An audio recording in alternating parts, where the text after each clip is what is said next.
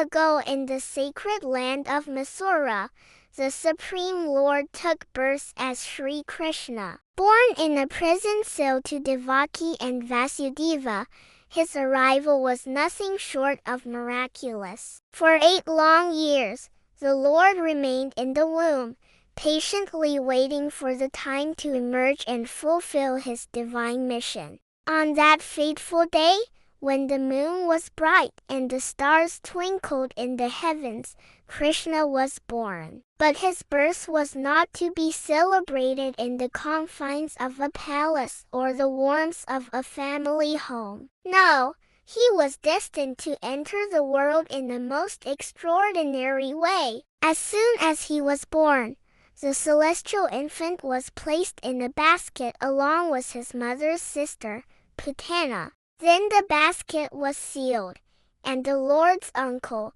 Kamsa, unaware of what lay within, ordered that it should be carried across the Yamuna river and left at its other bank. Little did he know that he was unwittingly playing a role in Krishna's divine plan. The river was in a frenzy, its waters thundering against the banks. But amidst the storm, there appeared a boat, and those who rowed it were none other than the celestial serpents, King Bali and his wife, with their 7 hoods forming an umbrella over the basket. They had come to pay homage to the Lord and ensure his safe passage. Reaching the opposite shore, they placed the basket in the protective embrace of a grove. And here, under the watchful eyes of the goddess, Yogamaya, Sree Krishna spent the night. In the morning, a couple named Vasudeva and Devaki arrived to claim the child. But as they approached,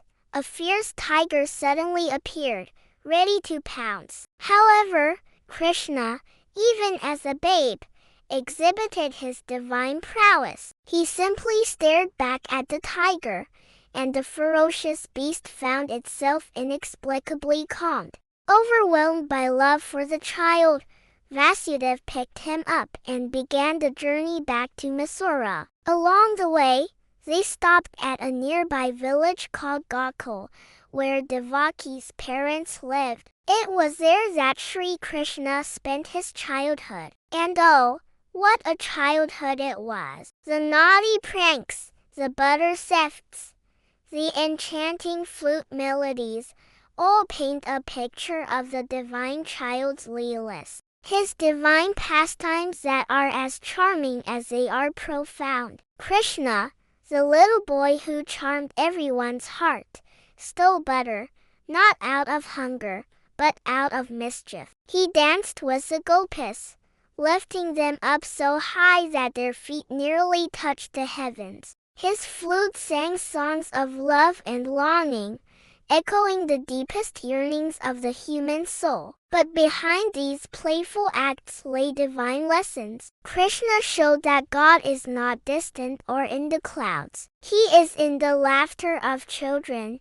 in the blossoming of flowers, in the very breath of life. He is in love, in every bit of creation. And he yearns to be loved just as we long to love. In Vrindavan, Krishna became the beloved of the Gopis, the milkmaids. Their love for him knew no bounds, and Krishna reciprocated that love in its purest form. He showed that the soul's deepest longing is not just for worldly pleasures, but for union with the divine. Every dance, every melody of his flute was an invitation to remember this truth. Yet Krishna was not only the playful cowherd of Vrindavan, he was also the protector of his devotees. When the villagers angered Indra, the king of heaven, and he sent a terrible storm to punish them, Krishna, though just a boy,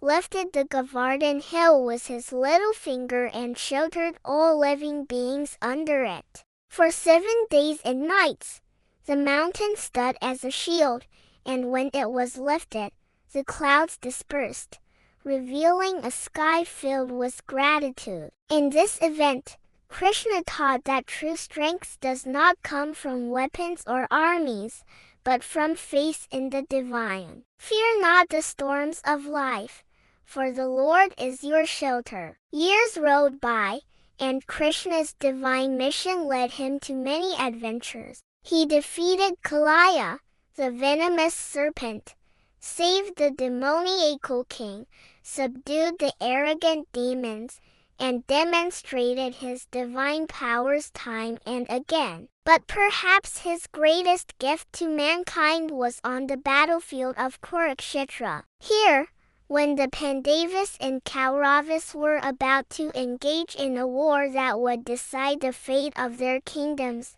Krishna revealed the Bhagavad Gita to mankind. In this ancient text, he spoke to Arjuna, the warrior prince, teaching eternal truths about duty, devotion, and surrender. Oh, the solace his words brought, the strength they instilled, the clarity they offered. The Bhagavad Gita is not just a religious scripture. It is a beacon of wisdom for all.